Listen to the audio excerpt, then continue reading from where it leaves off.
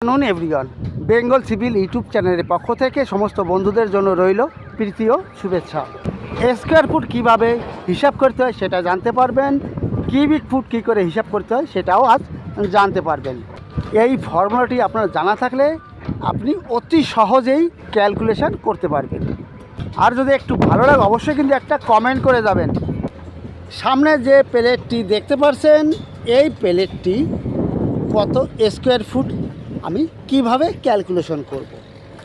দেখুন, square foot calculation করতে হলে আপনার এই ফর্মুলার প্রয়োজন আছে, লেন্থ ইন্টু ব্রিথ, দৈর্ঘ্য ইন্টু প্রস্থ। দৈর্ঘ্যটা কত আছে, লেন্থ কত আছে, আপনার আছে 3 ফুট, আর এই প্রস্থটা কত আছে 2 ফুট। লেন্থ আছে 3 ফুট ইন্টু ব্রিথ আছে আপনার 2 ফুট, ইজিক্যাল টু আছে 6 স্কোয়ার ফুট। এই প্লেটটা সামনে দেখতে পাচ্ছেন, একটা কলমে টোটাল কত স্কোয়ার ফুট শ্যাটারিং হয়েছে সেটা ক্যালকুলেশন করব। দেখুন, স্কোয়ার ফুট বের করতে গেলে আমার প্রয়োজন আছে লেন্থ ইন্টু ব্রিথ, দৈর্ঘ্য ইন্টু প্রস্থ। এইবার এই কলমটি দৈর্ঘ্য কত আছে, দৈর্ঘ্য জায়গায় যে আমি দৈর্ঘ্যটা নিয়ে নিচ্ছি, এটা আছে 3 ফুট, এখানে 3 ফুট দিয়ে দিলাম ইন্টু এখানে প্রস্থ বলতে আপনার এই কলমের হাইটকে বোঝাবে। হাইট কত আছে 12 ফুট, এখানে হাইটটা 12 ফুট লিখে দিচ্ছি। তাহলে 3 × 36 স্কোয়ার ফুট। ক্লিয়ার বন্ধুরা? এই কলমের একটা সাইডের স্কোয়ার ফুট বেরিয়ে গেছে, এটা 36 স্কোয়ার ফুট একটা সাইডে। আপনার এ সাইডে যদি 36 হয়, আপনার অপর সাইডেও 36 হবে। দেখুন, শ্যাটারিং প্লেটের ক্ষেত্রে কিন্তু ছিল দৈর্ঘ্য ইন্টু প্রস্থ, এটা আছে দৈর্ঘ্য ইন্টু হাইট, এই জুড়ে গুণ করে দিচ্ছি।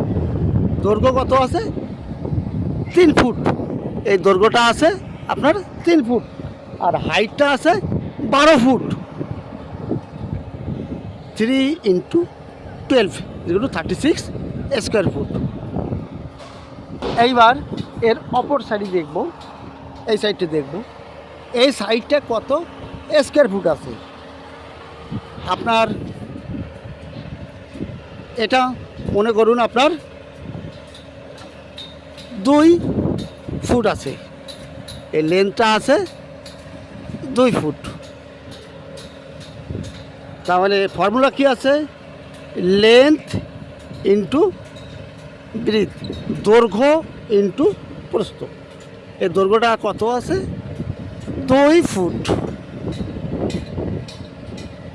ইন্টু এই হাইট, এখানে প্রস্থ বলতে হাইট বোঝা, হাইট আছে 12 ফুট,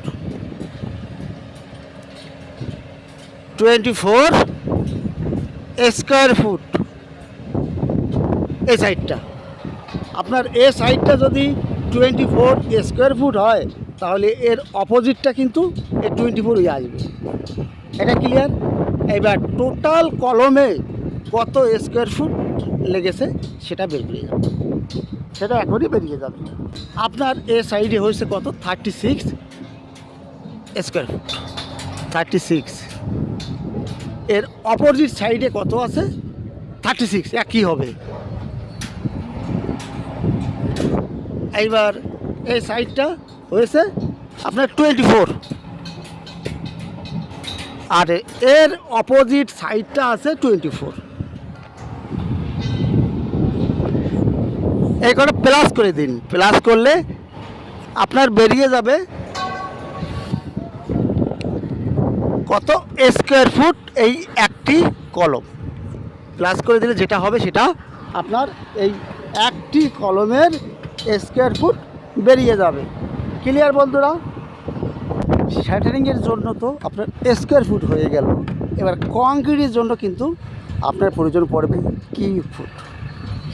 কিউবিক ফুট বের করতে গেলে আপনার প্রয়োজন পড়বে length into breadth into height, এই তিনটি ইন্টু করলে আপনার কিউবিক ফিট বেরিয়ে যাবে। তাহলে এই কলমটির কত আছে? এটা আছে 3 ফুট। 3 লেন্থ ইন্টু ব্রিথ কত আছে? 2 ফুট। 2 ফুট ইন্টু এর হাইট আছে কলমটার 12 ফুট। টোটাল আসবে আপনার এই তিনটি গুণ করলে আপনার কোয়ান্টিটি বেরিয়ে যাবে সিএফটি কিউবিক ফুট।